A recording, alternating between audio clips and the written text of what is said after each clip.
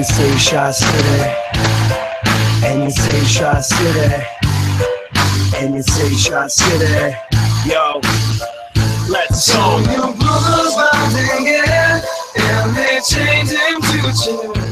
Won't you please come to Chicago, just the same? In a land that's known as freedom, how can such a thing be fair? Won't you please come to Chicago for the help that we can bring?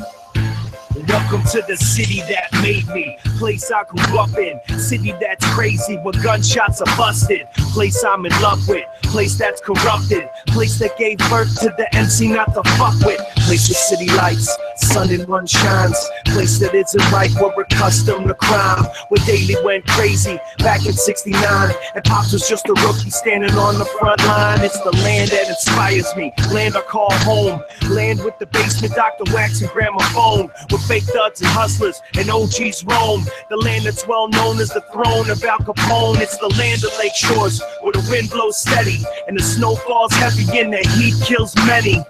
Town like none, place that I know, this is the Windy City. Welcome to Chicago. And welcome to Midway Radio. That, my friends, was Mike One.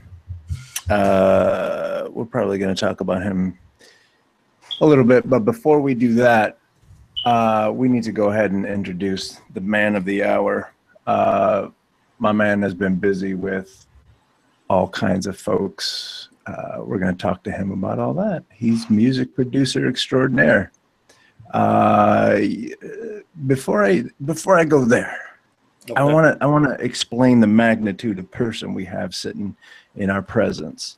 Some people like me need to use both names, Carlos Gomez.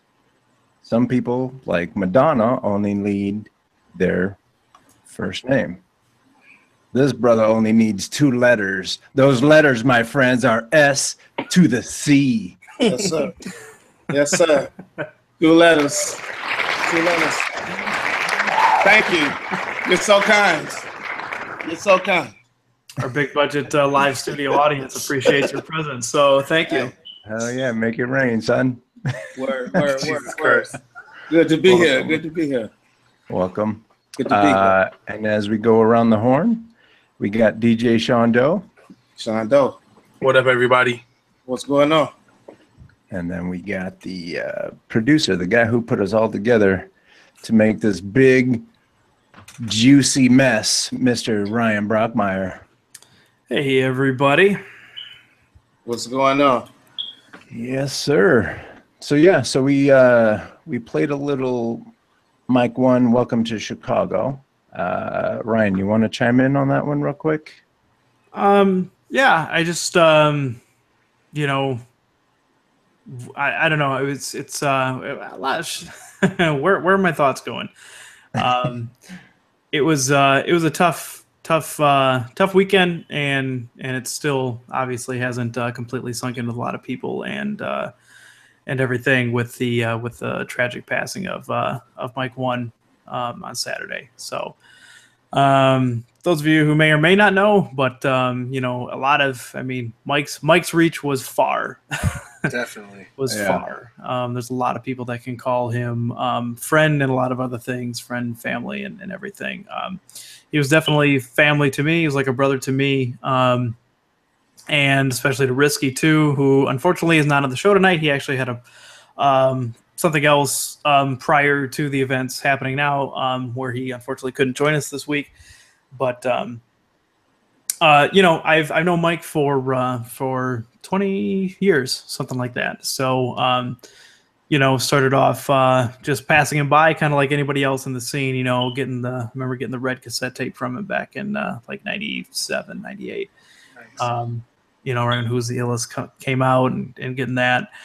And then it was a couple years after that. It was in 99, 2000, when Risky took me with him to, he's like, yo, come with me. I'm going to check out Mike One's new show. He's got a new thing that he's trying to do, and he wants me to be his DJ, so I want to go and check it out what they got going on. So we went, and that was one of Mike's first shows that he did with the live band. That was down at the Elbow Room, which was his spot for a while. So we both went there and checked that out, and we're both blown away by it. And it was, I mean, a week or so after that, Risky was his DJ, and we were talking about me, coming on to help with graphics. And at the time, Risky and I were just starting a little crew called 800 Pound Gorillas, and some people remember that. We did a lot of photos, we did a lot of graphic design, we did web work, we did videos and stuff like that for a lot of local artists. And that was the whole point of 800 Pound Gorillas, was to try to help, give kind of be that one-stop shop for people to do that. And it's dope. Yeah, ended up doing that for Mike, and then I ended up being doing his graphic design and doing that kind of stuff ever since. And then so it's obviously hit me more personally than some, but like I said, man, he touched so many. I'm by no means saying that he touched me more than anybody else. I'm just saying that I knew him for a long time, and a lot of people passed. This one definitely flooded my timeline, flooded my whole timeline. The last couple of days, that's all in my timeline. That's all everybody's talking about. Yeah, I think that's a tough spot that we're in, because Mike was one of the funniest dudes I've ever met. Like, when he was around, we would be in tears together. Yeah. We were always just cutting on each other and just talking all kinds of stuff. So it's a heartbreaking story, but man, I can't help but want to crack on him. I can't help but, that's just who he was. Yeah. And not to mention, like, I went to a couple of his shows, even did some photography for one of them, and he just put on a good show. He's one of the funniest looking brothers I ever knew, so silly blue-eyed fucking pretty boy, but whatever. Yeah. He always hated me because I was prettier than him. That's right. That was definitely an argument that you guys had more often than not. That's fucking sad. Walking around, I always told the boy to put on a shirt, walk around looking like a bag of mashed potatoes. Nobody wants to see that shit. Yeah. So I don't Q4 Radio and Al Tamper and Ecliptic Shadow and all them guys over there did a great impromptu tribute show to him on Saturday night. Man, they went on for like 3 hours and had some people call in, and they shared some stories and played a lot of his music and stuff like that. And it was really cool. Definitely had my issues listening to the thing and participating and whatnot. But so they did their celebration. There's going to be other things coming up this week, including tomorrow night. People should go out to Sub T to check out 606. I mean, you guys should go out to 606 every week because it's fucking Chicago hip hop. But tomorrow night in particular, they're doing a little Mike tribute, stuff like that. Risky and I are going to be out there. I think Sean, you're probably going to be out there as well. Yeah. I know a lot of people are going. So. I ain't been to Sub 10 in a while. What time did that kick off over there? Like 9, something like that? Yeah. I ain't been up there in a minute. I need to go up there. Flash Taco still over there? Yes, it is. Right around. That's the one thing about Chicago folks. Boy, they run their calendar off of what's closer. Man, food-wise. The food, man. Flash right there. It's going to save you. You've been in there getting bent. Yo, I need some tacos. Shit. Straight up. Let's go. Yep. So let's see. You're originally from Chicago? Yes. Born and bred? Yep. Born in Inglewood. I was born in Inglewood. Family is from pretty much Bronzeville, Washington Park. Yeah. But I was born in Inglewood, back and forth between Bronzeville and Inglewood pretty much early years. Yep. Nice. And I'm happy that I didn't get shot. Word up. Word up. I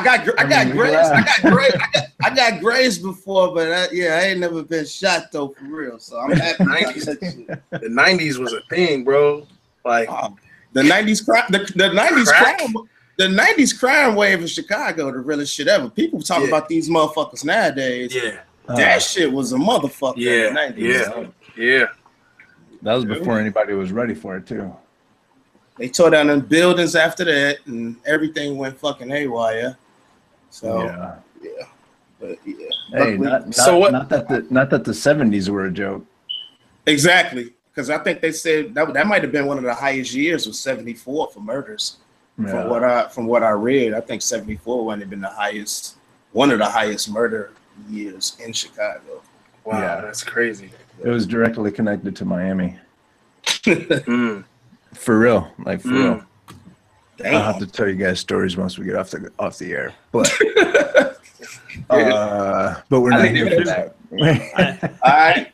I do want to say real quick before we get into anything. I just want to say peace to the Manowski family, and you know, been talking to I'm dealing with some of them real quick, but you know, peace to Bob and Juanita and Steve and Kenny and Robbie and Julie and all his nieces and nephews and everybody in that extended family, because I know they're going through some shit, as like I said, is.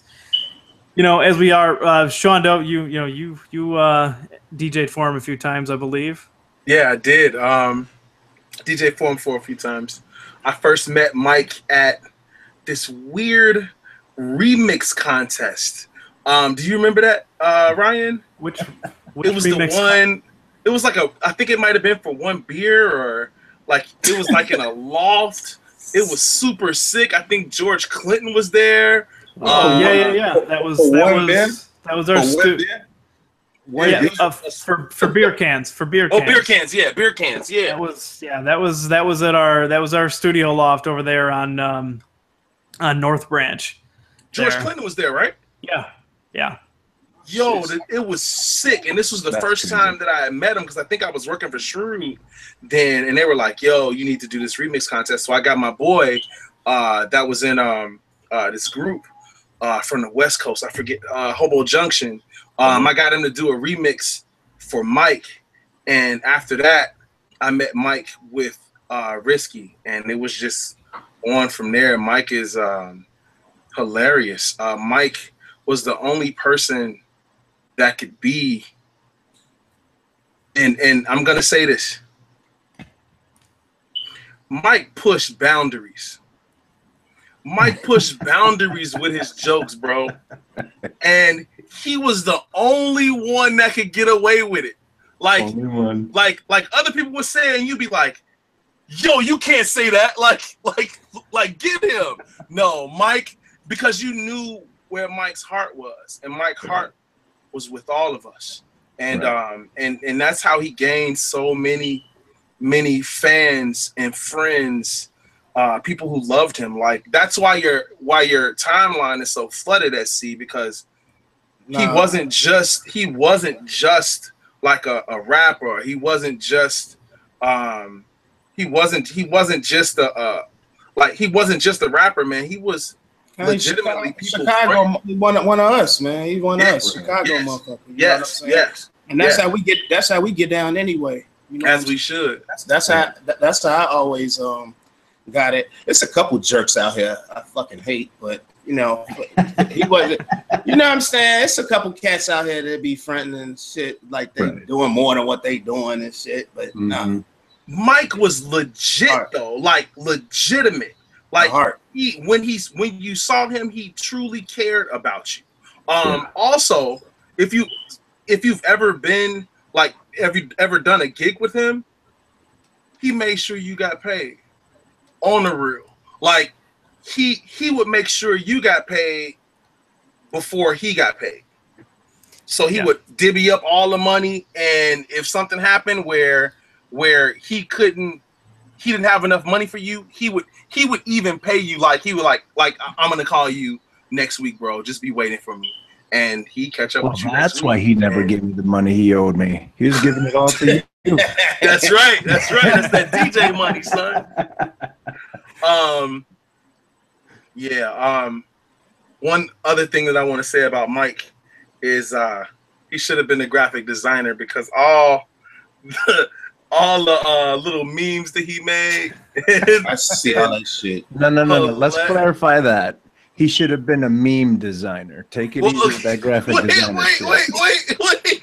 Okay, meme designer, but he did. Yeah. He did just because you can spray paint out of a can doesn't mean you need to be out there doing graffiti. That is true. But have you seen the ones where, like, I seen one the other day where he had placed his face on something kissing somebody. Like, I seen that. No, I seen that. I couldn't tell. His shit used to be in my timeline a lot too, and he even wished me a happy birthday this year. That's what I'm saying. I didn't even know him that well. You see what I'm saying? So that's shit. The only people that didn't like him were the people that didn't know him, and that's even kind of came out wrong. There's some people that had the wrong impression about him, and we all know what that impression is, but it's until they meet him, and then it flips. I mean, how many stories are out there? People going, man, that dude was an asshole, and he's this and that, and they were right. And exactly. They were, but you know what I'm saying though. Everybody. No, but that was just his personality. Like he was an asshole to set you up for jokes. That was it. Yeah. That was it. At the end of the day, he really did, like what Sean said, he really did care. Yeah, he did. He would call you out the blue and just be like, "What's up, fucker?" Like just give you good advice and legitimately talk to you about what's going on with you. So we as a community lost a great brother, and us that knew him as friends lost a great friend. And I'm telling you, man, we're all still waiting for you, Mike, to just jump out and just be like, I fooled all you fuckers. I fooled all you, and we and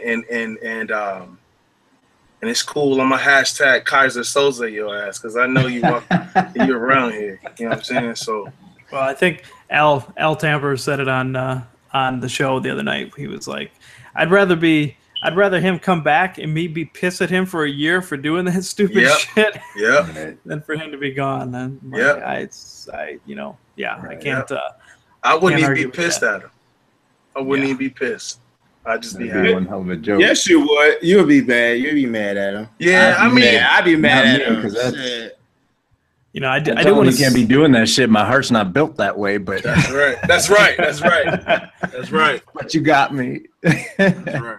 I do want to say too, you know, it's very early on, so so we're still figuring out things too on our end, but we are trying to work to get some new Mike One music out there, because there's a lot of stuff that was in the works and some stuff that has not been heard by the public, and we're kind of figuring out kind of what we want to do with some of that stuff. One thing that I really haven't told anybody until tonight, but I'm going to finish the official Welcome to Chicago video soon. What? So,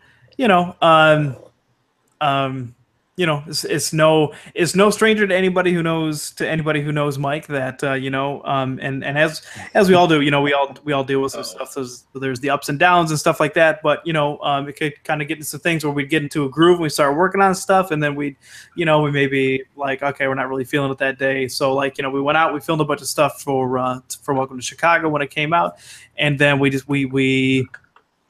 you can blame me, but we never got around to completely finish the things, but there's enough there to make something dope, and we're gonna do that. We're gonna finish that amongst some other things. So he as they say, he may be gone, but he is most definitely not forgotten. So peace to Mike, peace to his family, peace to Larry and Gil and Erica and John and Galati and everybody. So and we've seen Max and Abel and everybody. We'll be seeing you guys soon. So That being said, let's go to our guest, which we unfortunately had to reschedule from last week, but I'm glad you're able to pop on this week. So, man, SC, dude, thank you for taking the time to sit with us, man.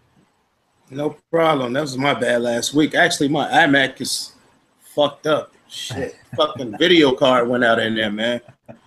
All good. And I got another iMac. I got another iMac that somebody brought over here. I don't trust this shit though, man. Like I think it say CPS on there. I can't look, man.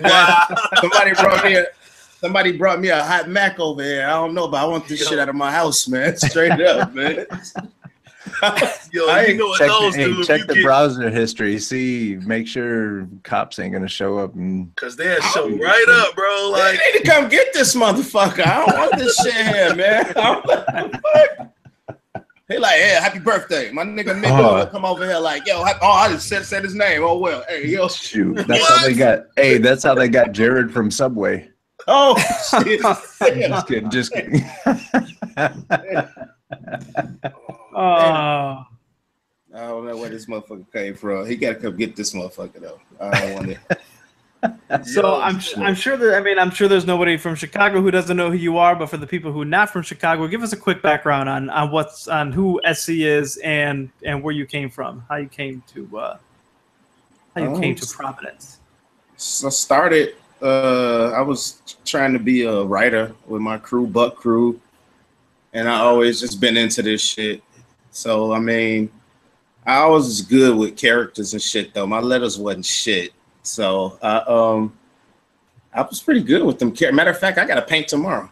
I got to paint in the morning. I'm painting the church over east. Yeah, I got to paint tomorrow. Just started doing this, just getting into it. Music background, families, a bunch of pianists in my family. So just that, digging through records. Got up with I think Doug Infinite, who did the intro, kind of gave me like my best like boost of confidence that I could pull this shit off. And then, can we take 1 second and is Doug in absolutely everything? Yeah. Hey, I was gonna ask if that was him singing the hook on there. Like, no, he didn't do that song. That was the Mike One song. We have an intro. We have an intro that Doug produced. We didn't play it this time, but Hey, how would I know? Did Doug sing the hook on there? I don't know. Exactly. I don't know. Doug was skating and beatboxing, came out with Welcome to Chicago. Like, he just does that. I used to call him Doug Information. Doug Information. Straight up. Because he always got some new toys and shit. And he used to, like, I remember I went to the record store with him years ago, and I put some records back. And he did everything but smack me upside the fucking head. It was like, fuck is you doing? He's like, don't ever put no records back. I'm like, well, I ain't got the fucking money. You got some, you gonna buy them? Hell yeah. And he bought them and took them and kept them for himself too. Right. He didn't give them to me. Were you excited? Ooh, Doug is gonna buy me records. Yeah, I thought I was gonna get them. Yeah, he kept them. No, he kept them. And I wonder what he made. He led me into the world, and I got to meet No ID. I think I met Kanye formally the first time over there. Yeah, over there at the house, and I seen how serious it was. I thought Kanye was a joke. Like I'm like, fuck, dude. I'm like, who is he?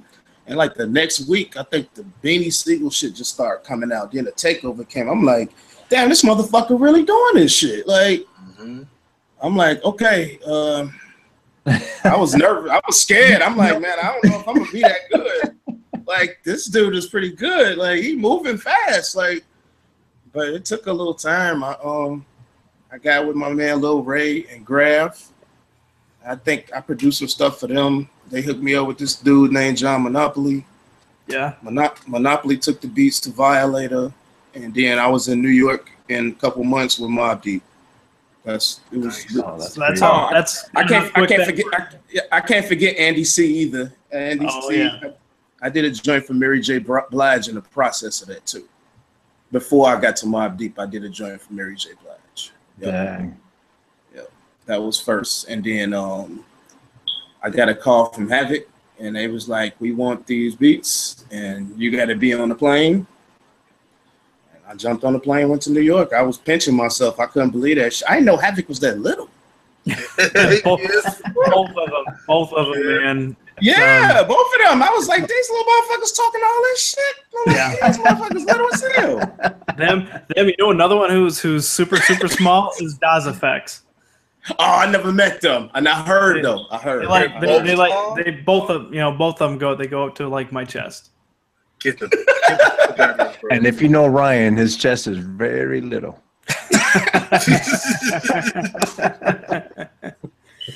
So like hooking up with Mobb Deep and hearing from Havoc and stuff like that, like not only is it an iconic hip hop group, but it's also an iconic producer out of that group too. Mm-hmm. So what's it like when a producer of that stature is also looking at you for your production? Man, that shit scared the shit out of me because I watched him. I was watching him make beats. Havoc could do 7 beats a day. Havoc could go in that motherfucker and kill, and then don't like none of them. Wow, don't like none of them. And they all be fresh. And that's how I be. I do that shit a lot too. But I always keep my non-rapper friends around a lot more. That's just fanatics because they're gonna give me an honest opinion. Some motherfuckers just want the beat and want to run out the fucking door. Ain't gonna do shit with it. But you keep the motherfuckers around that they just really love the music. They gonna tell you the truth. Like, man, that shit weak than a motherfucker. Get that shit up out of here. So it's like I need people like that around telling me what's good and what's not good. And I do that. But Havoc was like really, he worked a lot. Like we was in the studio every day, and then they would do 2 and outs. Him and P would do 2 and outs, 2 verses, hook out, 2 verses, hook out, 2 verses. They would do about 4 or 5 songs a day, and I was just cranking them. And then they picked a lot of shit. But Al was really coming with a lot of shit, and that was like one of their main go-to guys. Mm-hmm. So I always, then I met Alchemist. I got to sit at his crib and watch him.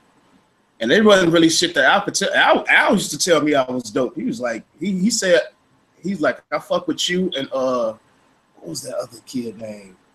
I can't think of it. He might have been Spanish. It was some dude.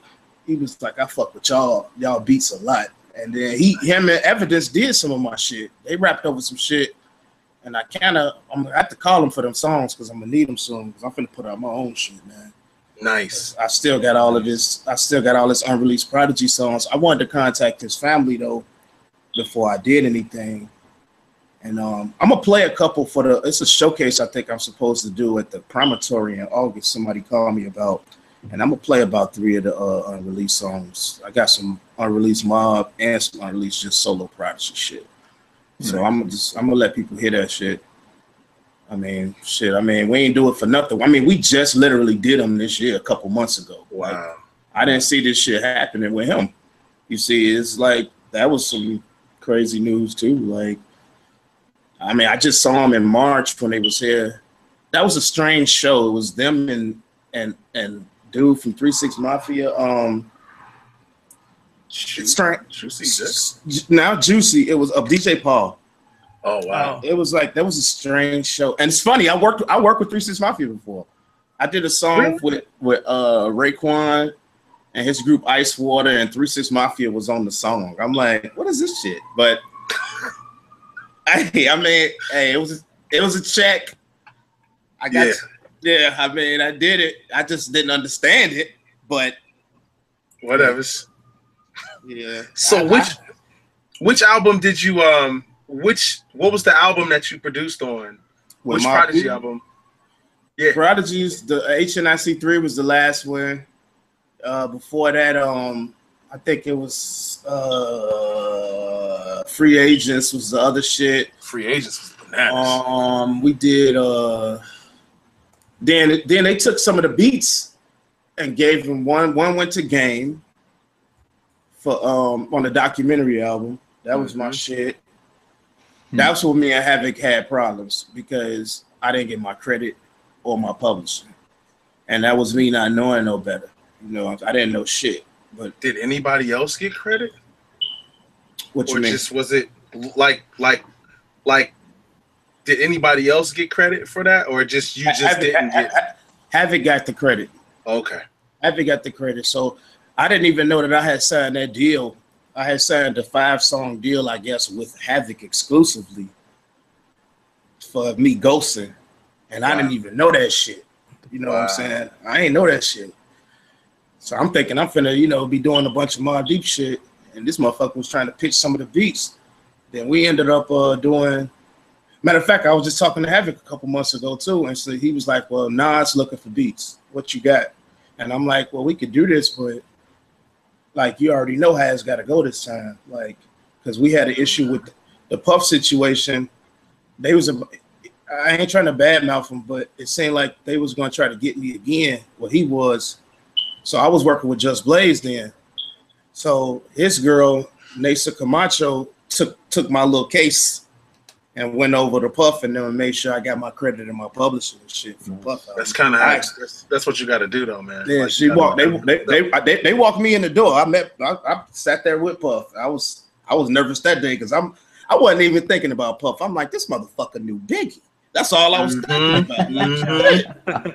Like that's all I didn't care about Puff. I'm like, this motherfucker knew fucking Biggie Smalls. Right. Like and that was for the Press Play album, right? That was the Press Play album. Yeah. And, I mean, that's, you know, I mean, we're talking, well, one, we're talking about Puff. Two, we're talking about producers like, I think Kanye did a beat on there. I think Will.i.am was on there. Just Blaze, of course. Yeah, that album was stacked up. It was stacked up. The documentary album was stacked up because the Buck Wild beat was my favorite. No. It was a Hot Tech beat on the documentary. The fucking, that shit was crazy. And it came on right after my shit. I was mad as fuck. I'm like, damn, that shit fired in a motherfucker. I'm gonna put Hot Tech Raw, man. He just smashed my shit. I was like, but then I seen GLC one time. He was like, man, Kanye said you got the best beat on Game album. I'm like, damn, that's a compliment from because Kanye is tough egg to crack right there. Mm-hmm. For sure. What were you gonna say something, Sean? I don't know if I cut you. No, I just wanna be like, yo. Uh-oh. Yep. I got too many unreleased songs with that dude, though. I see that SC on the back of there. I think I did 2 or 3 on there. I might have been. It was 2. It might have been 2. 2. Yeah, it might have been 2. And then they reused one of the songs for some ESPN shit too. The show must go on. But Prodigy didn't pick the best beats either, to me. Yeah, I think Alchemist will have to force his hand with certain shit a lot of times. Yeah, as much as I love Mobb Deep, you know, it's one of those things where it's like there's sometimes people make too much music, so you know, just to like kind of push and get a bunch of stuff out. You know, sometimes you're gonna pick something that might not work, might not be the best, but I mean, hey. So Prodigy's passing made me go back and just listen to a lot of stuff, man. And I can tell you right now, like that first show that I did where I was like, look, like, I need to play some Mobb Deep. I need to play some Prodigy. And I'm going to do a Prodigy trip and y'all need to come see this. Nobody was there, but I played Prodigy I played Mobb for about an hour and a half, 2 hours. And it was all bangers. Like, as much stuff as they did have, it was just bangers, bro. Like, you should hear the unreleased shit that they had in the studio. Them motherfuckers used to be. They had done a 50 Cent diss track. He had dissed them on the radio. I did the beat. I was scared. I'm like, why y'all gonna make me do this shit? He was super hot at the time, right? This is like 04, 05. And then he had said something on Hot 97, like, yeah, they been under the bus. He dissed them. Man, I had a beat player, and they was like, pull that shit up. And the shit that the Tupac stories was crazy. He said, man, we had like 20 records for Pac. He was like, this motherfucker dies. He was like, Steve Rifkin was like, nah, y'all is not putting this shit out. Y'all ain't gonna put none of this shit out. And there's like, we keeping one, goddammit. They kept dropping Jim on them. That was the only one that they got to keep. Yep. They was they some angry little guys, man. Yeah.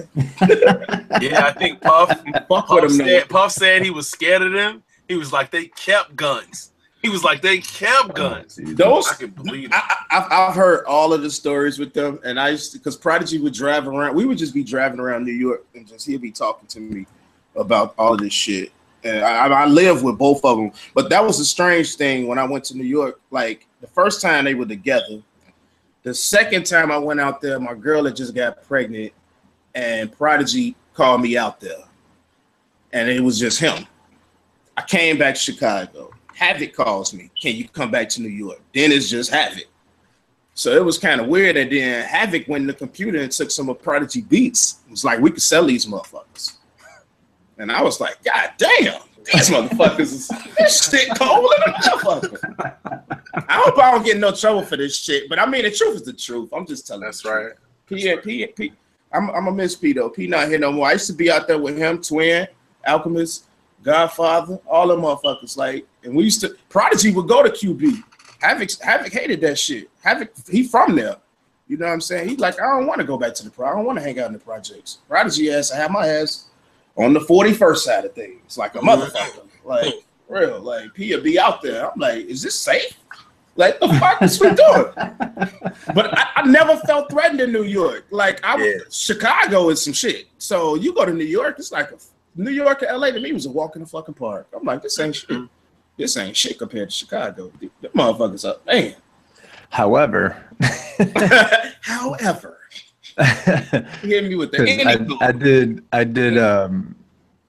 I lived in LA for a handful of years, and when you're just, you're hanging out with the girls and stuff, they're like, let's go to, I'm gonna go visit my friends in Compton. You start getting nervous, yeah, I can imagine that. Because if you listen to that music, you're just waiting for shit to pop off. And see, I could talk. Yeah, I'm talking shit. I don't think I really been through Compton like that. I'm chilling in Santa Monica on the beach and shit with Al. Right. You know what I'm saying? We riding bikes to breakfast and shit. He like, oh, just go grab a bike. We going to breakfast. He go get his coffee. SC is like, LA is great. Right. Look, we on the Threes Company beach and shit. He was like, that's the Threes Company beach. I'm like, oh hell yeah. Jack Tripper. And he just got the little hemp pen and shit. He just riding on his bike. I'm like, this dude is living a fucking life. SC is, oh, come on, knock on the door. Straight up. Waiting for you. Straight up. I had a ball out there. I gotta go back out and hang out with them dudes. I got to meet Rock Marciano out there, and I got a song that we was finna do. I need to reach back out to his people, and then Al played me some shit that album cold. Yeah. The album that they was working on, I don't know what's taking so long with it. What, with Rock? Yeah, that shit. Look, man. He played me some shit. Like he was in Chicago DJing for Eminem. And I think the Lollapalooza one, it was like two summers ago.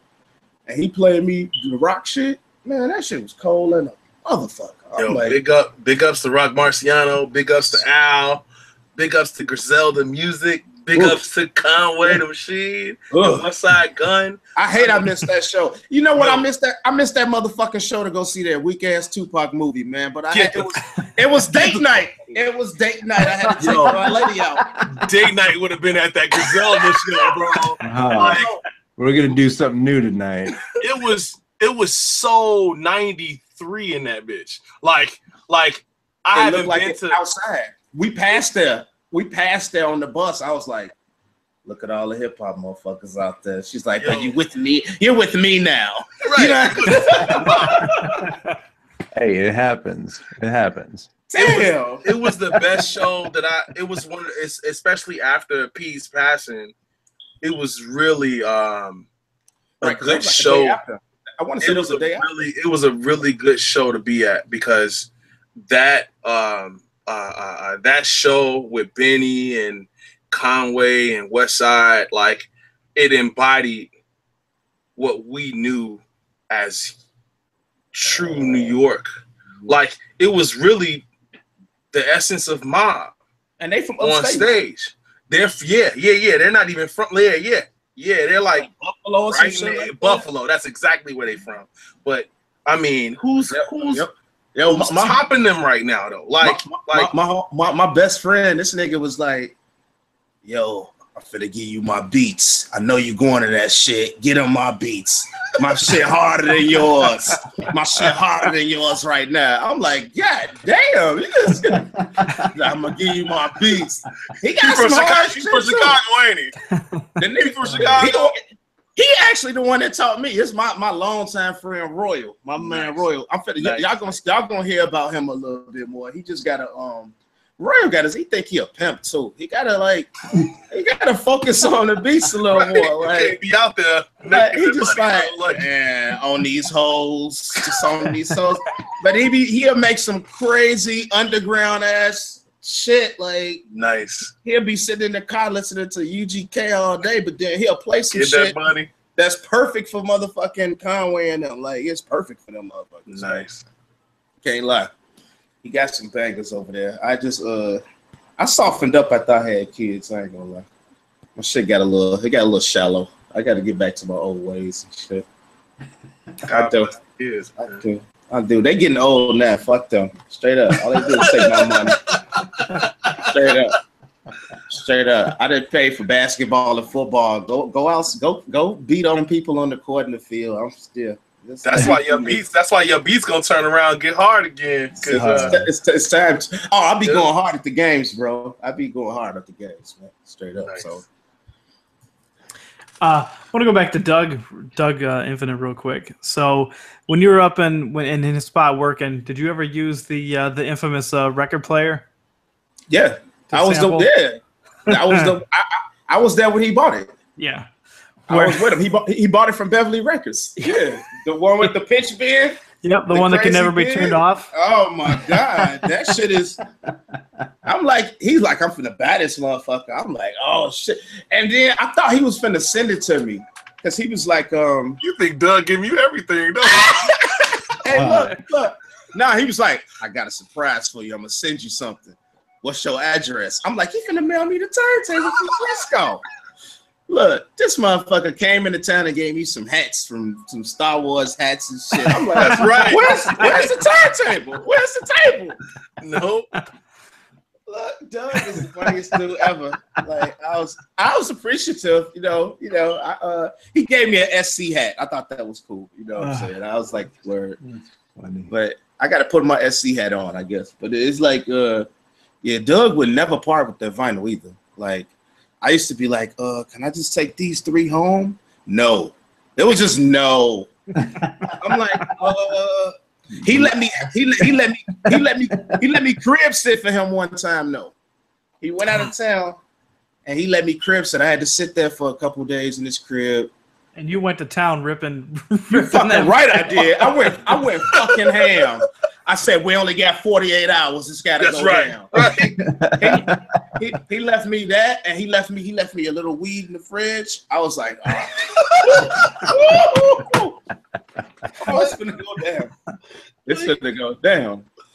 Yes, it was in the fridge in the bowl. I was like, he left you with some weed in the fridge with a little note. Sorry about the records. He used to, it was him, and then No ID would pop up every once in a while. Dion kind of gave me the best one-line information ever. I was playing beats one night, and he was like, "You put too many hi-hats in your beats. Let the sample do the work for itself." I'm like, man, get out of here, man. I took the hi-hats out. I'm like, this motherfucker cold. I'm like, he's right in the motherfucker. I had hi-hats. See, this is 01. I had hi-hats. I was doing the triplets and all that shit then. And people was like, why are you doing it? I was like, because we just want our shit to sound futuristic and a little spacey. Like, I'm trying to do something different. They was like, nah, stop doing it. Now down south, that's all you hear those hi-hats. It's like I was doing that at 01. Definitely. I was sampling motherfucking, what's that, Synergy and motherfucking, all of that crazy fucking synth shit back then and throwing the hi-hats on there.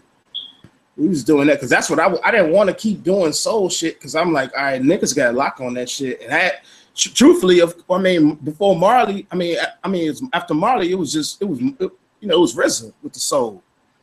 You know what I'm saying? They was smashing the soul shit. You know what I'm saying?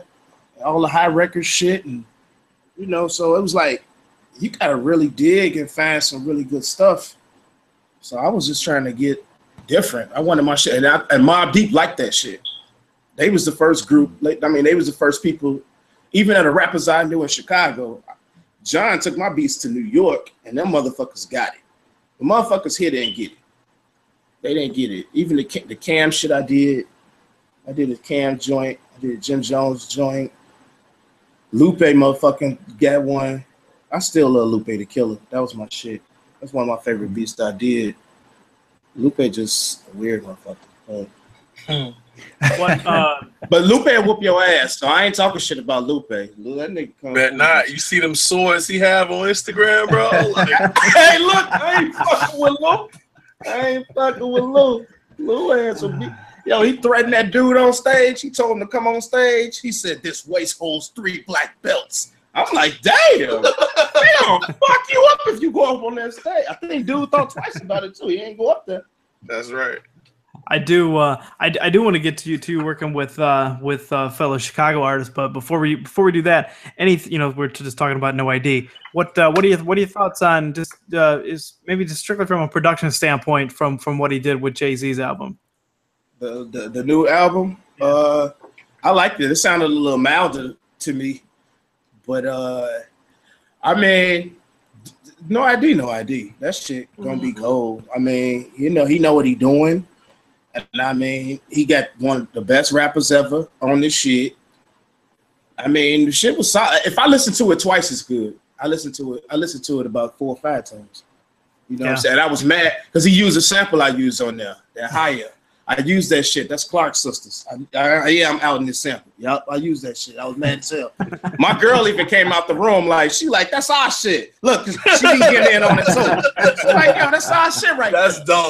That's dope. Cause she'll play it, cause that's Clark. On some Sundays we'll play a little gospel around here, cause the kids need a little culture. But she heard that shit like, hey, that's our shit right there. I'm like, yeah, that is our shit. But he ain't hear that beat. He just said he flipped it his way. Shit, you know what I'm saying? What's not to out any of your stuff, but what's the most obscure thing that you've sampled? Anything out of the ordinary? Anything out of the ordinary? That sample. Okay, that's a real hard question. That's difficult. That's actually a very tough question. There, I don't even remember all of that shit.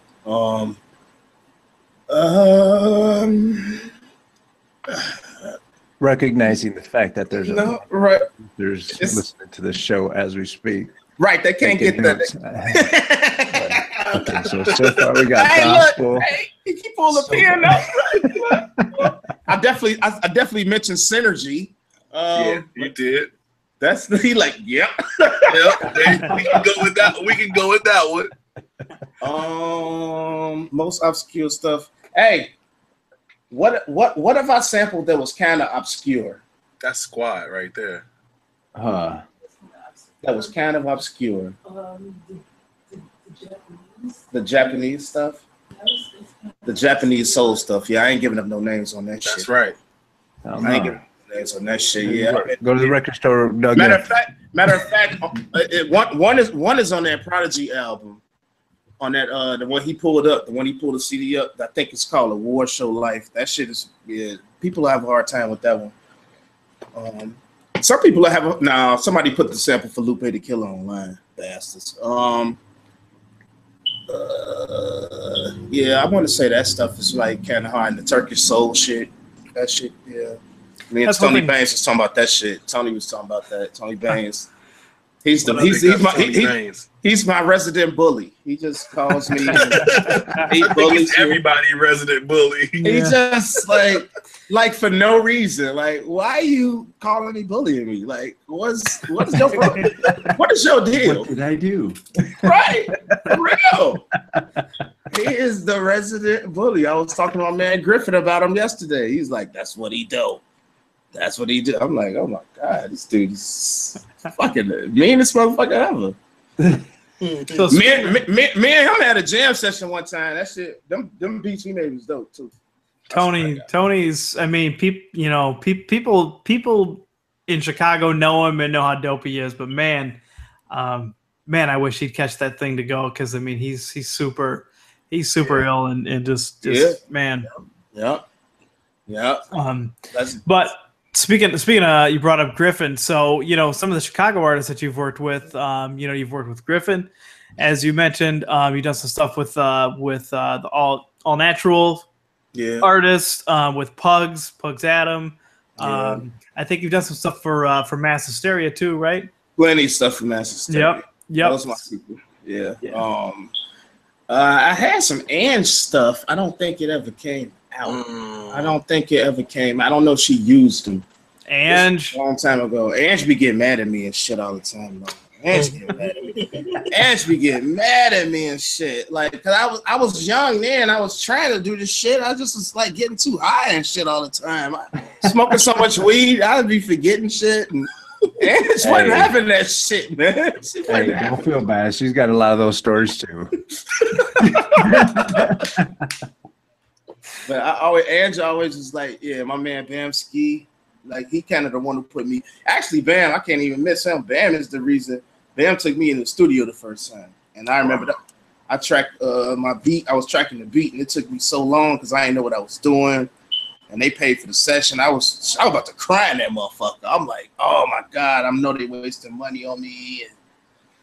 But it was the first time I was in the studio. We was at Hair Bear out on like 100. Yeah, shout out to Jeff. Yeah, we was way out there. This had to be 96, 97. That was the first time. What song was that? It was called Oxygen Thief, I want to say. I don't know what was it called? Dark City. I forgot. It was that long ago. I should have tagged him in this because he'll come in and cuss me out or whatever. But Bam bought me the best birthday gift this year. He gave me a fifth of Chivas Regal because he know I like scotch. He bought me a little. It got little glasses and shit, and they had the little bottles. My nigga. That's a good brother. Big up Spamski. Big up Spamski. He got the store in Hyde Park too. He does. Do you ever go down there? You buy anything for Bailey from there, Sean? I did buy a collar for Bailey from there. I need to go back because I mean he actually helped me with some stuff that was going on with Bailey. He was like, "Yo, do this," and I did it, and she got a lot better. So that dude's knowledgeable. You can see him about your dog or your cat. Just to clarify, Bailey is Bailey is my dog. Pet bird dog. Yeah, that's your dog. Okay, that's what Bailey is. There's a bunch of dudes out there. Yeah, I've been having problems with my lady. Can you help? Can you help fix my lady? So we got some shout outs here of people watching the show. So what up, Shazam Bengals? Griffin's watching. Pugs is on. Big Juan's watching. Yes, Shazam. He does. He's got a pet shop in Hyde Park, right there along right there. It's I can picture. It's called Stone and Sprocket. Stone and Sprocket. Yeah, that's the name of it. It's on 50. I want to say 53rd. Yeah, I'm pretty sure. It's by the school. It's over there by the school. Yep. I was gonna send my kids to that school, but nah, I don't know. Shit, what they going next year? Kids to Bamski's store. Yeah. Put their ass to work, goddamn it. Shit, if he gotta open it, hell yeah. So who's some Chicago artists that you haven't worked with yet that you want to work with? Shit, Common. I don't know why I could never get no beats to that dude. Somebody called me about Common and said, "Yo, he heard your beats and he wanted to fuck with some of them." I'm like, okay, what are we doing? And then that shit happens so many fucking times with people, and I'll be like, I know they not even lying either, but I'm like, okay, so how we move forward with this shit? And it's like, cause I know motherfuckers that heard shit, and I know what I got. Like, it's just, I mean, I work with anybody. Shit. I mean, motherfuckers shit dope. I haven't did a project with I wanted to finish some shit that I was doing with Mensa. I did some songs with Vic Mensa before, and that little motherfucker cold. Mm-hmm. Like I knew he was cold. He came. I was living in Hazelcrest, and my buddy Reese Rolex, Terry Hogan brought him out there. The week later, he come back out there by himself, and he was still in high school and shit. And I gave him like 3 beats, and he bodied this one. It's online. It's called Crazy. Look up Crazy by Vic Mensa. That shit cold. That dude cold. Yeah. Big ups to Vic Mensa. He just dropped the album. Yeah, called The Autograph, right?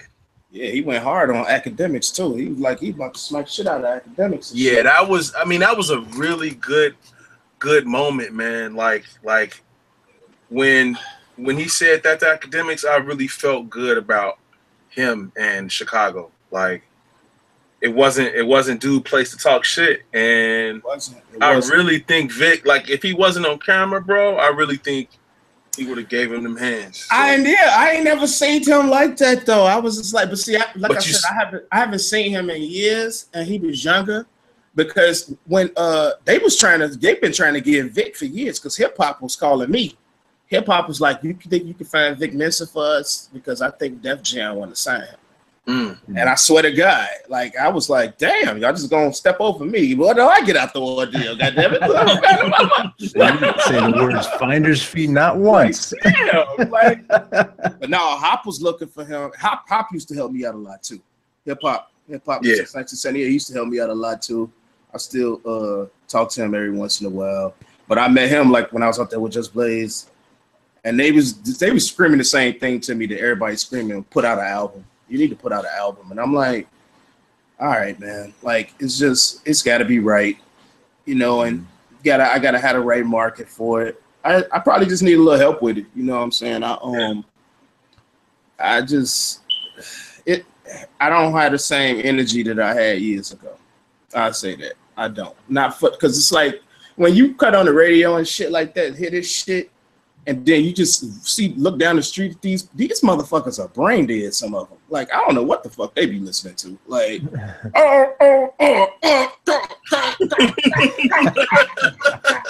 that shit crazy in the motherfucker. And these motherfuckers, they believe that shit. And it's like, they do. Yeah, they do. They make it real. I look over at the keyboard, I'll be like, nah, not today. I'm all right, man. Like, for real. Like, shit, this shit is bad. Like, but people like Lil Vic, them little dudes save money, Joey Perp, them motherfuckers, the Kuwu or what's his name? He did, him and Joey Perp did some shit over my shit. Chance freestyle over one of my beats. To me, Chance ain't cold as them. That's just me. Them niggas cold. in our audience and shit. Them dudes bars is like, yeah. Chance is just a big, he a big fish, I ain't gonna lie. But those little dudes, man, them motherfuckers demons on the fucking mic. I like that shit. Fuck, hey, I like that. I like They put some good shit together. I ain't gonna lie. And I just heard them over my beats. I'm like, damn, these motherfuckers know what they doing. Like, I be wanting to shit on some of the rappers I know that's my age and shit. I'm like, y'all ain't fucking with them little motherfuckers. Them motherfuckers out. Right. And they a little arrogant, man. But look, I got 2 kids in the back right now and shit. What? Look, I got the future, baby. Let's go. My son he be trying to bite Nas lyrics though and shit. He gotta stop that shit. I caught him one day writing down Nas bars. I'm like, dude, you can't be writing down nobody else's bars. You gotta write your his hands and send him to the room. That's right. You got to write down your own bars. That ain't how this go. You can't. He's like, I'm just trying to memorize it for school. Because it's like he's 12, right? Like, it's like 8 kids in this class that's like, they just all hip-hop is. And they love our shit from. Yeah. And I'm like, are y'all serious? They was like, this is our shit. We don't listen to this bullshit. I'm like, whoa, I didn't know this. I love this. I love to hear that somebody is paying attention. So if y'all came to my crib, I could tell him to go to the computer and DJ. He gonna play all the ill shit. He already know what it is. It's from main source on. He gonna kick it. He gonna kick it. So it's like, he actually care about shit. They care. They've been exposed to the culture since day one. So, and I ain't forcing it on them. It's just that they've been exposed to it. Creatures of habit, shit like that. They get mad when I play jazz and shit like that because they don't get it. But it's like that's the same thing with me. I hated when my mother played jazz, but I understand that shit now. You know what I'm saying? I understand all the shit from digging and like listening to shit. It's the funnest shit. But what's crazy, our culture kind of like for us as older men, our culture back then was, oh man, that's dope. That came out. Let's see what that sample was like. Exactly. Now I'm listening to the jazz albums that it came from. So like that's actually the culture. You know what I mean? So if you break it down to the kids like that, then they're listening for the set. Yeah, that's what I do. That's what I do. And it's like, and he retains info real well. Okay. So they just use that little part right there. I'm like, yeah, just use that little part right there. Same shit. You know what I'm saying?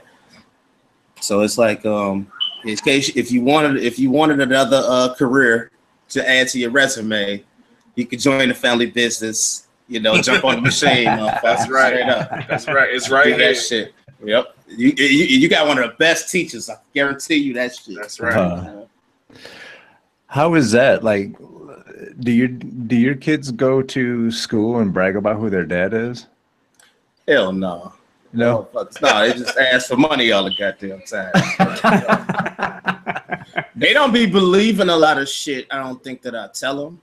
Yeah. And they not old enough to really go out with me and shit, because and so they really don't get it. But what they did ask me about is like, why is all these people always around?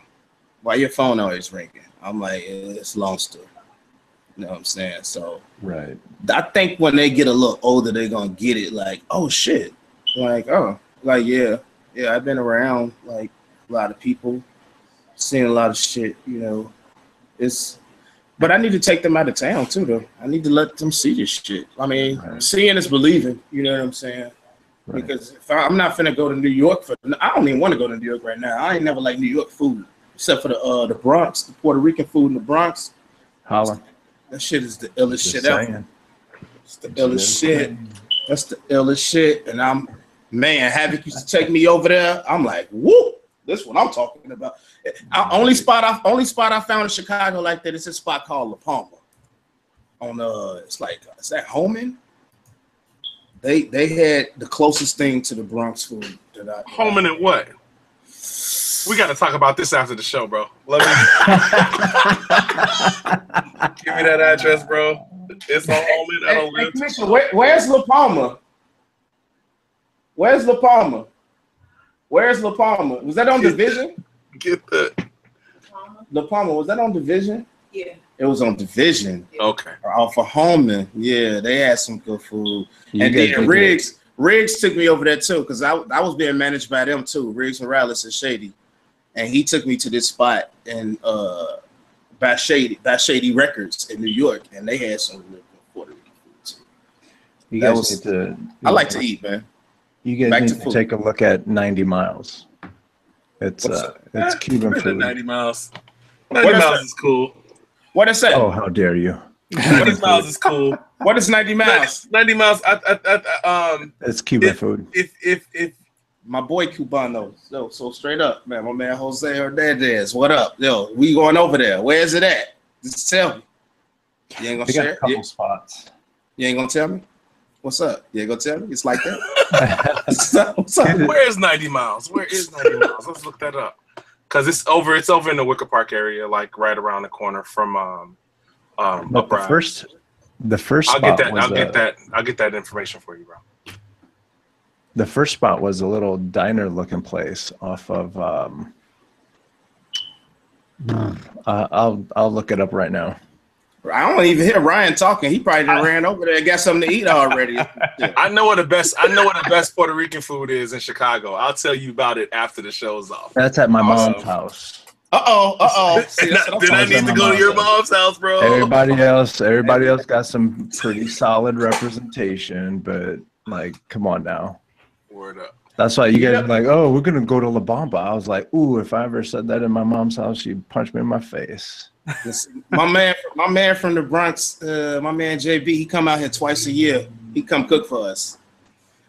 That's pretty close to what to some good. I'm talking about that shit.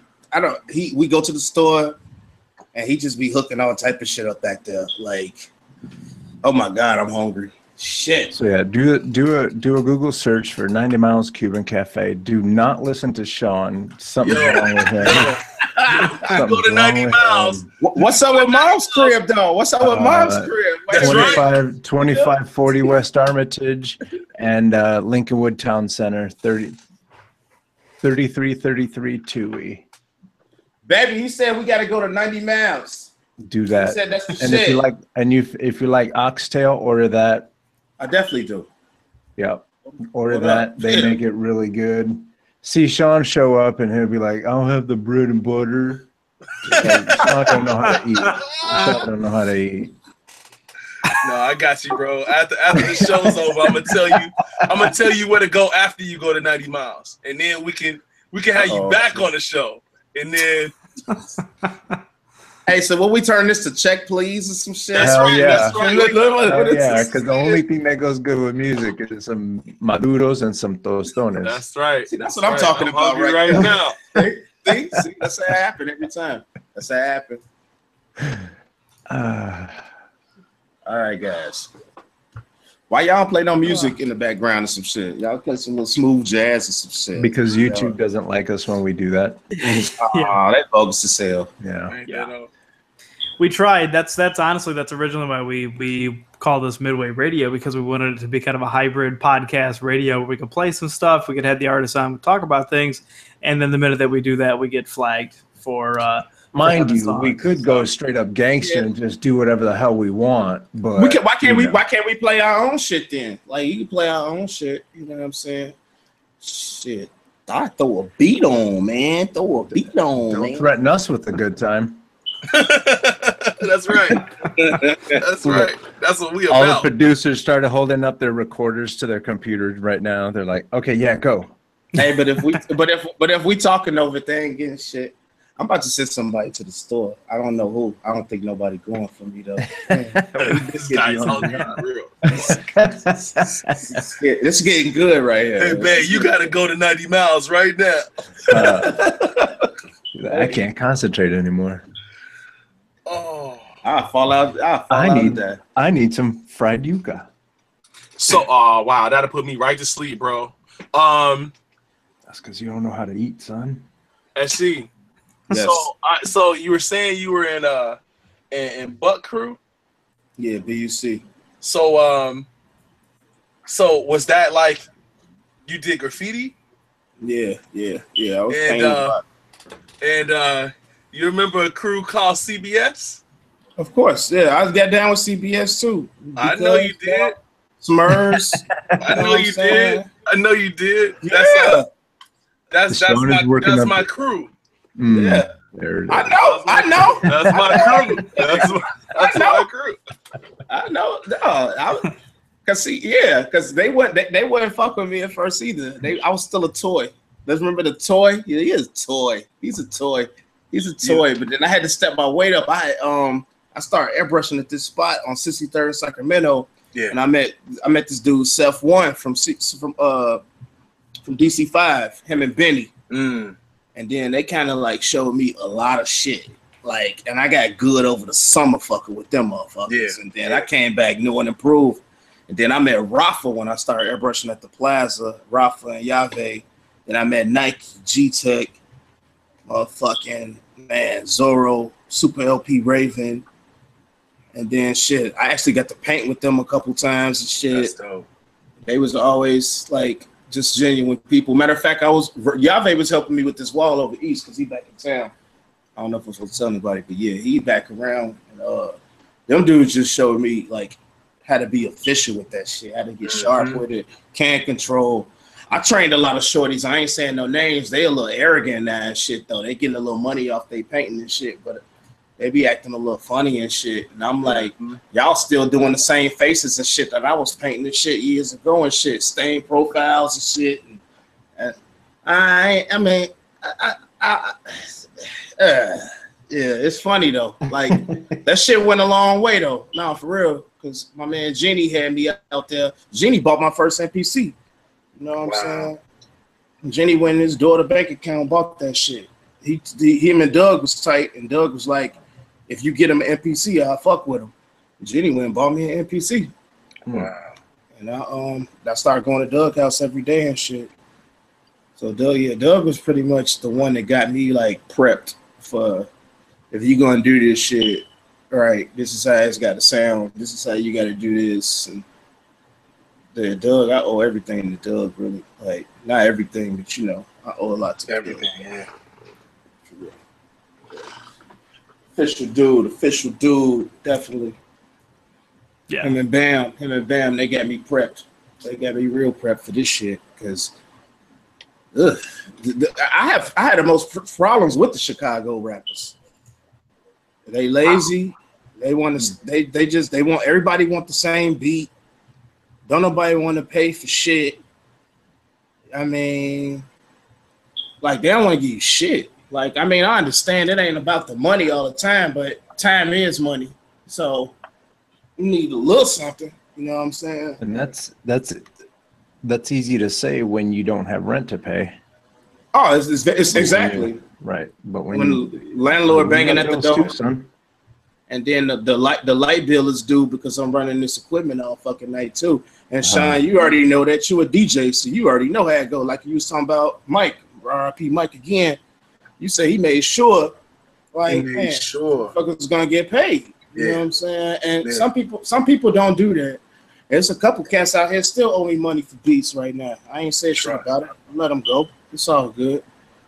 My brother though, he the wild mo man. He wanted to motherfucking go get them, turn them upside down. I'm like, nah, this hip hop, we ain't on that shit.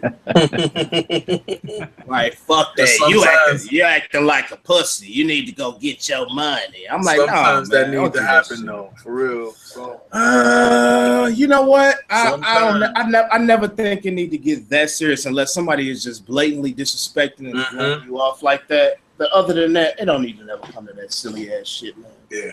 It don't. Fuck it. You know what I'm saying? You made the deal. You made a bad deal. You lost your money. That's it. Move on.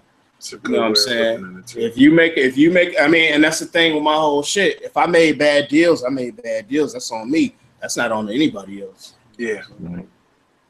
And if you follow that track with people who ended up resorting to violence, that story ends the same way every time. It always do. Oh shit, Blind Fury on. Oh boy. Rucker Howard was fucking niggas up in this shit. Hold on. Shit is on. Oh, it's finna go down. Blind Fury, y'all. I'm sorry. My man was walking around blind, fucking people up with that stick. Is this the same movie? Yeah, this it. Hell yeah. All right, y'all. I'm gonna be watching this shit while we on here. This shit is on. That's it. What are you working on now? Who are some of the artists that you're working with, or some of the projects that you're working on right now? Well, it's P. Let's see if I can get on this shit still. I'm pretty much about to start working on my own shit. You know what I'm saying? You talk to so many people that say, yeah, we need to do this, we need to do that. And it's just a matter of sit down in the studio.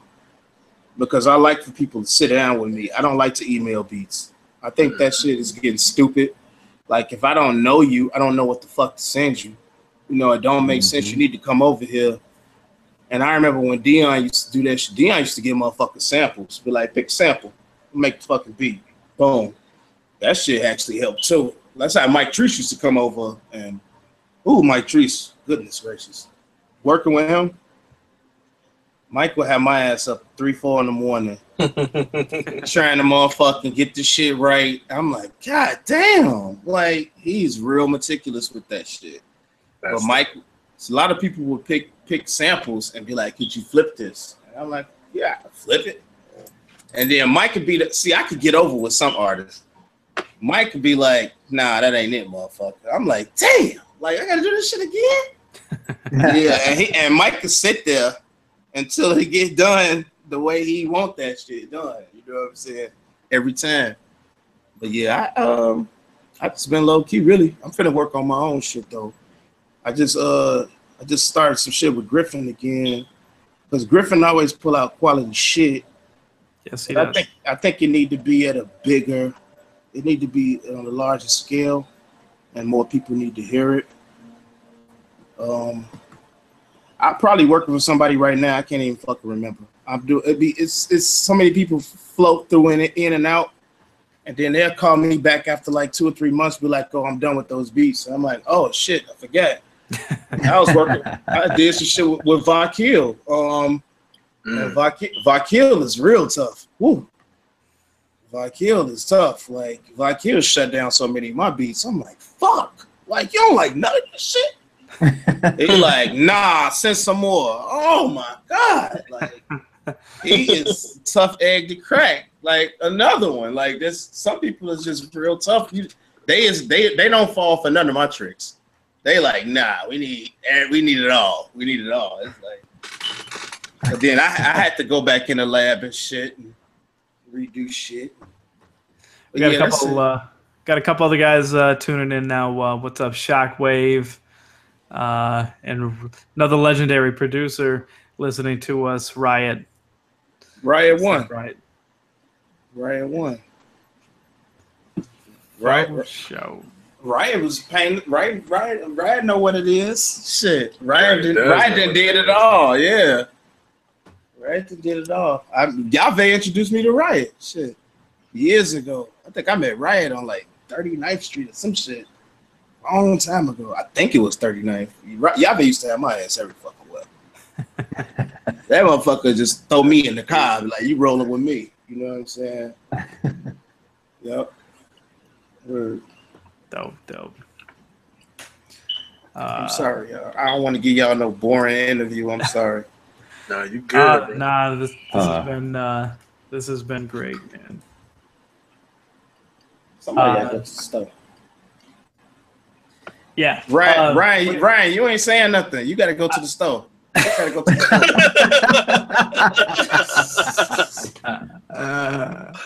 Ryan is all like, "Have you been to that hamburger?"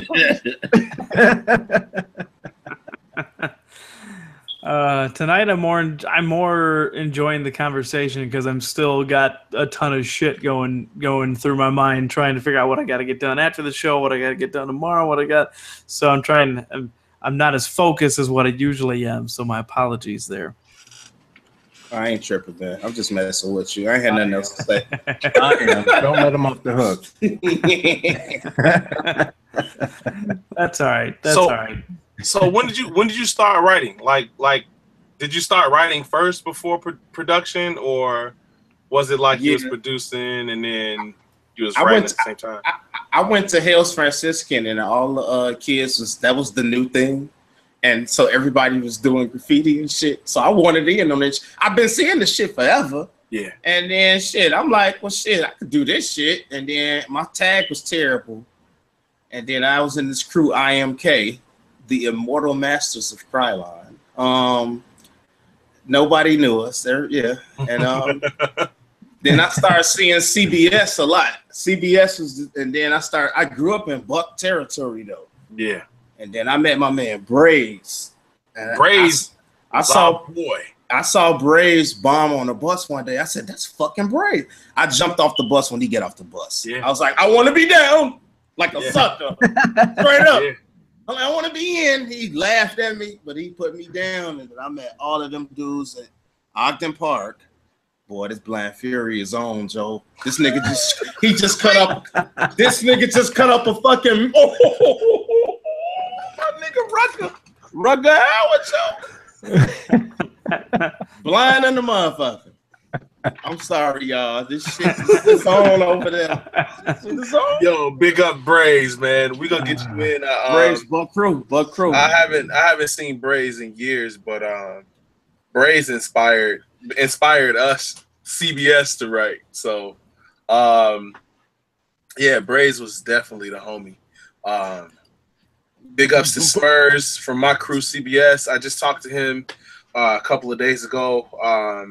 Actually told me some really good stuff about making T-shirts and stuff like that. So like he has that company. So he's super dope. He been making some beats over there too. He been rocking some beats over there too. Yeah. So it was good that I talked to him for about a good hour about just old CBS stuff and just what he's doing now. And he definitely like he wants to help out Midway. So he's a good dude. So big ups to Smurs. Well, y'all make some T-shirts. Y'all gotta give me one though. I need some shit. For sure. Straight up, man. For sure. We're actually in the process of that right now. Funny enough, you mentioned that. I need some stuff, man. I'm tired of like I supported my man Shorty Mac from Buck Crew made this hat. He made these hats, Beyond Unique Collection. Look, I'm gonna shout him on out. You know what I'm saying? Even though he made me pay for the hat, he should have gave it to me. Did he make you pay for it? It's all good. How much was it? I need to go get one. I think he got me for like a W or something, a W wubby. Yeah, run down on my man's. But yeah, because it's dope to see how he transferred his graffiti shit to a clothing line. So y'all still rolling, Buck Crew. Y'all still rolling. I'm still around. It's just I'm getting old, shit. But I'm still trying to what the fuck is this? I don't remember this part. This shit cold. This movie was cold as hell to me when I was little. I'm sorry. Dude just put a bunch of hot sauce on this fucking burrito. He about to fuck his motherfucker up, I bet. He got some old ass Sony headphones. So this movie cold. I'm sorry, y'all. Blind Fury, man. I remember, but I've never seen it. I've never seen it. You gotta watch this shit. I just looked it up. Give it a chance. Look. It's Rugger Howard. He just a wild blind swordsman, man. This nigga be getting all types of shit. They took it from like Zatoichi. Oh yeah. Somebody finna get fucked up right now. I see it. I got the TV cut down. They messing with some young girl. Oh yeah, it's finna go down. Y'all want to see this shit? I will turn over there. Oh man, yeah. Nah, I ain't gonna do it. Nah, that'll take away. But I'm telling you. Do we want to try to do this or that now? Sure. Okay, cool. Yeah.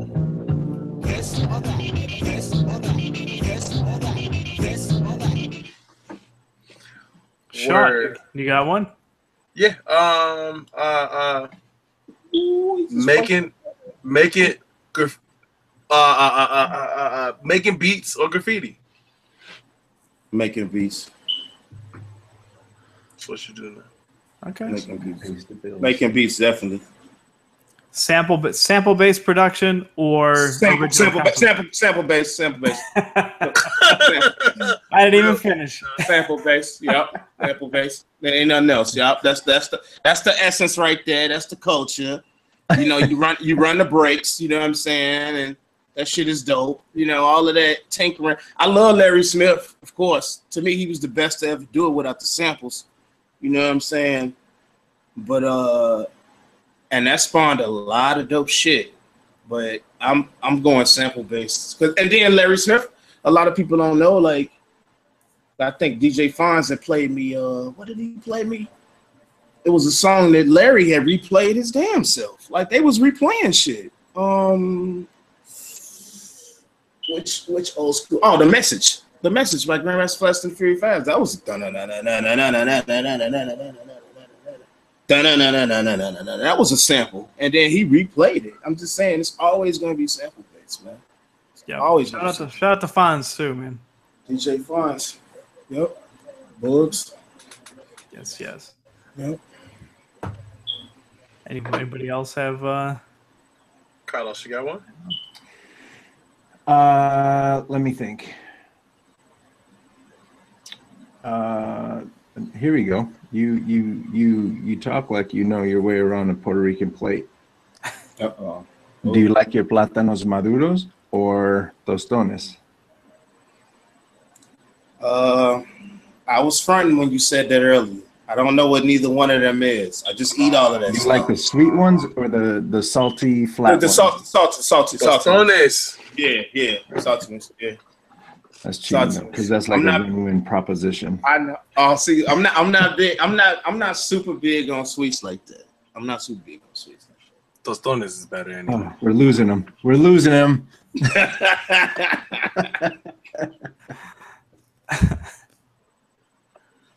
Yeah, you bogus for that. You bogus for that question. See how you did me dirty right there. Did me dirty. So, man, dude, this is fun, man. Thanks for hopping on.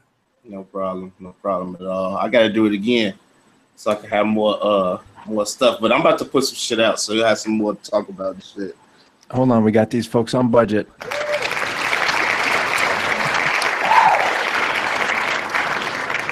All right, good evening, everybody.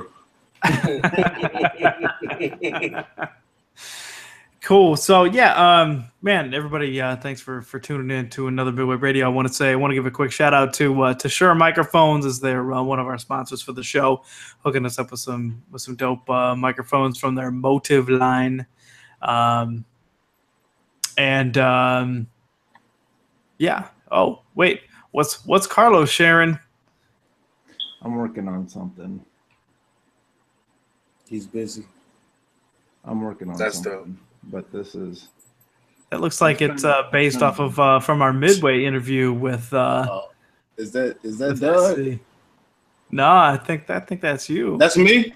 That's me from when I had my hat on. Oh, okay. Hey man, don't give me. See, Doug is in everything. See that? Look, see that? Don't give me that Doug chin. You give me the Doug chin, man.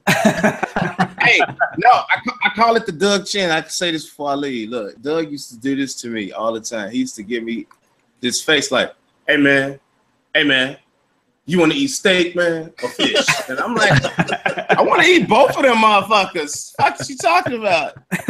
Man, I'm going to give me some steak. I'm going to give me this is Doug's reasoning. He would always he's like, man, you running the wrong route, man. You got to go this way, man. You going all the way around when you can just go right here, man. I'm like, okay, Doug. All right. Yeah, that's hilarious. Doug is the best teacher ever, though. I understood everything a lot more later, but Doug used to really get on me a lot. See that?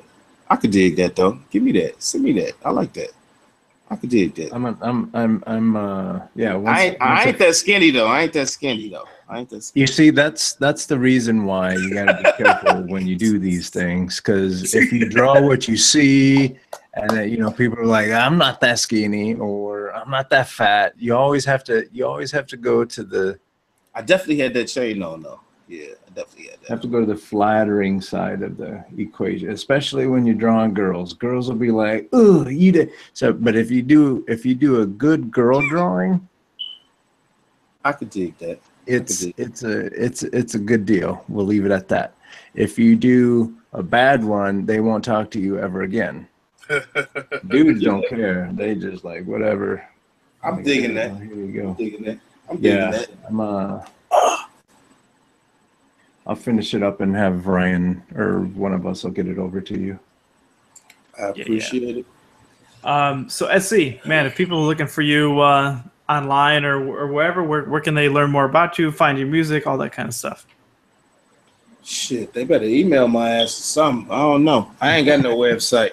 I don't be wanting to deal with all of that stuff. Rugger Howe about to whoop this dude ass right now. I'm sorry. Help. But look, it's gonna go down. But look, all right. But yeah, go to if they want to contact me, just go to webenefit.com. WEBENAFIT @gmail.com. And